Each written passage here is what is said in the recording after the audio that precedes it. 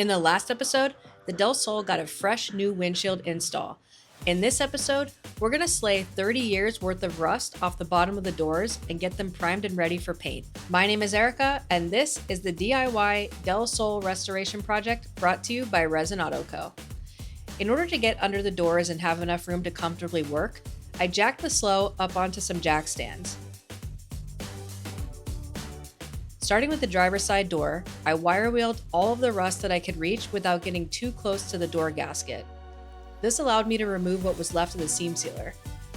What I think happened here was as the car aged, the seam sealer started to become loose and allowed for water to get in it and behind it. Luckily, I stopped it from getting much worse and actually rotting out the entire door. If you have a 90s to early 2000s car, check under the bottom of your doors. Way better to fix it now than to have to find a new door without the same problem, for sure. Once all the rust was wire wheeled off where I could reach it, I sprayed this magical green stuff called Ospho and let it soak for 10 to 15 minutes in order to neutralize the rest of the rust that was super close to the gasket and surface level, and then rinsed it off with clean water. For the passenger side, I had some help from Heather.